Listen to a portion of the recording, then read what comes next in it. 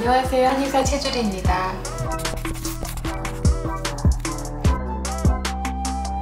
제가 드디어 유튜브를 시작했어요. 쉽지 이런 거 하니까. 안녕하세요. 한의사 최주리입니다. 안녕하세요. 한의사 최주리입니다. 제가 드디어 유튜브를 시작했어요. 시민분들에게 강의를 하거나 환자분들과 상담을 할 때는 술술 나오던 말이 카메라 앞에서 하려니 왜 이렇게 힘든가요? 제 채널명은 데이바이 주리인데요. 제가 한의원 안에서 진료하는 모습과 한의원 밖에서 또 생활하는 모습을 다 함께 보여드리고자 만든 이름이에요. 코너를 하나 만들었는데요. 이름하여 머리부터 발끝까지 건강 이슈입니다. 머리부터 발끝까지 구석구석 우리 몸에 대해 알아보는 건강 이슈.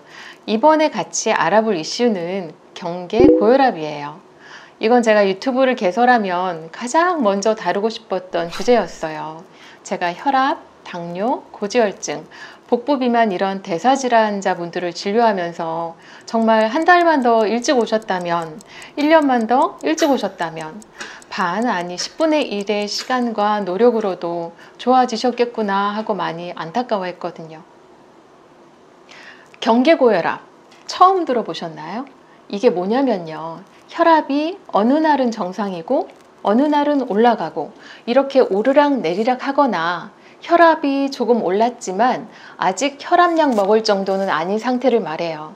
JNC 가이드라인에는 수축기 혈압 140 미만, 확장기 혈압 90 미만으로 되어 있어요. 일테면 139에 89 이 정도의 혈압이나 아침에는 130, 80인데 저녁에는 140에 95 이런 혈압인 거죠. 60세 이상에서는 위의 혈압을 150까지로 높여 잡기도 해요. 고혈압은 어느 날 갑자기 오는 질환이 아니에요. 반드시 노란 신호등, 경계고혈압인 상태에 있게 돼요.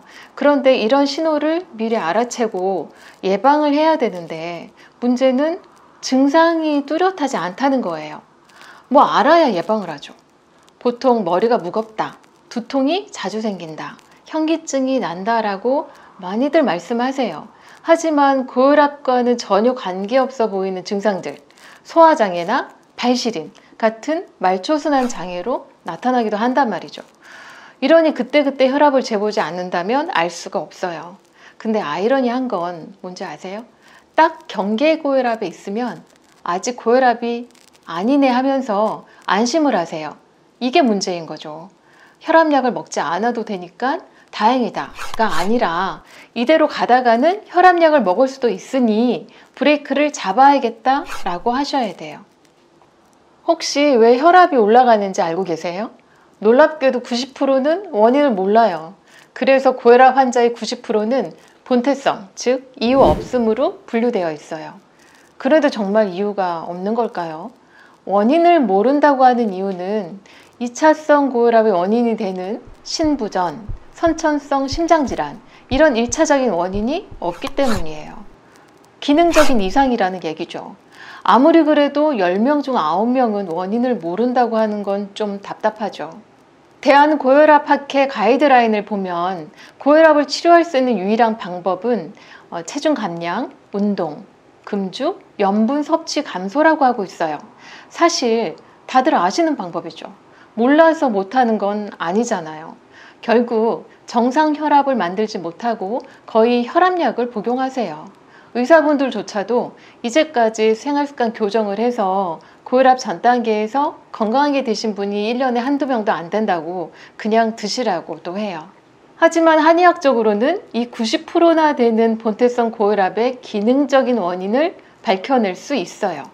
첫 번째 환자분 두통으로 오셨어요. 한의학적인 기능적 원인은 간화, 상염. 이분은 오래전부터 우측 목과 어깨가 매일 굳은 상태로 사셨어요. 자, 심장을 지나서 머리로 올라가는 혈관은 목 주변의 근육을 통과해요. 그런데 혈관이 지나가는 목 주변의 근육이 경직이 다 되어 있으면 혈액이 잘 못 올라가겠죠.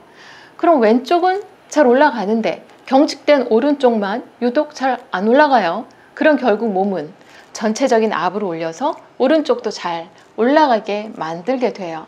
물론 혈압이 높아져서 두통이 왔다라고 생각할 수도 있지만 두통과 근육통을 일으킨 그 원초적인 간화라는 원인 때문에 혈압이 높아졌을 수도 있는 거예요. 만약 새로 생긴 두통의 원인을 마침 그때 재봐서 확인한 혈압이 올랐기 때문이라고 판단을 했다면, 그래서 혈압약을 복용해서 두통이 없어졌더라도 목과 어깨는 그대로 경직되어 있고 나는 혈압약 복용을 시작한 기저질환자가 되어버리는 거죠.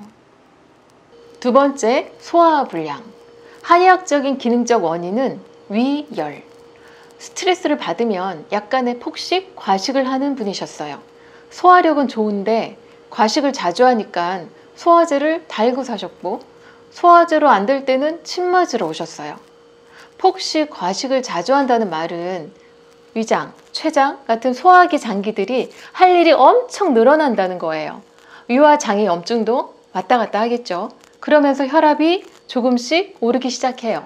보통 위열이 오르기 시작하면 소화력이 비정상적으로 과항진되면서 식사량이 늘어나고 체중도 늘게 돼요. 이때 위열을 꺼서 과체중을 해결하지 못하면 고혈압뿐만 아니라 당뇨, 고지혈증까지 결국 찾아오기 때문에 경계고혈압이라는 노란 신호등이 켜지면 브레이크를 확실하게 잡아야 돼요. 세 번째, 발시름 환자분이에요. 한의학적인 기능적 원인은 신허. 이분은 정밀검사를 받았지만 원인이 뚜렷하지 않았어요. 원인을 모르니 해결 방법도 찾을 수가 없으셨죠. 그런데 실이다는 건 혈액순환이 잘 안 된다는 얘기예요. 한쪽은 되는데 한쪽은 안 되니까 심장은 또 고민을 해요. 내가 압을 올려서 양쪽 발 모두한테 힘차게 혈액을 보내줘야지. 그러다 보면 경계고혈압 상태에 있게 되었어요. 이 세 분 모두 간화, 위열, 신허, 이 세 가지 기능적 원인을 치료했더니, 다시 말해서 두통, 소화장애, 발시름을 치료했더니 경계에서 정상 혈압으로 돌아오셨어요. 혈압을 높이는 가장 큰 원인은 화와 열이에요.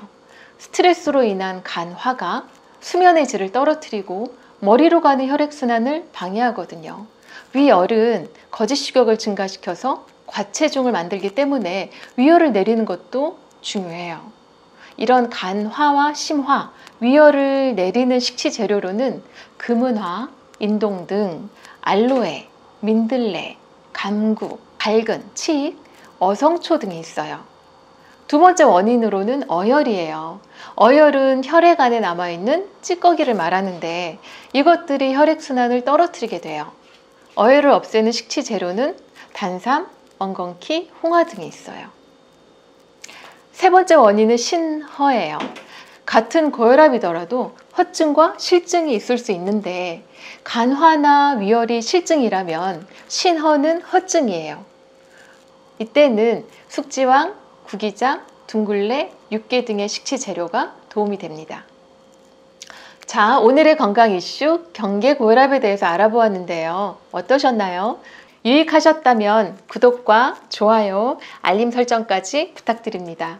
다음에도 좋은 건강 이슈 들고 찾아올게요. 이거 머리부터 발끝까지. 머리부터 발끝까지. 괜찮지 않아요? 어떡하지? 구독, 좋아요, 알림 설정까지 부탁드립니다. 정말 나중에 다시 할까요?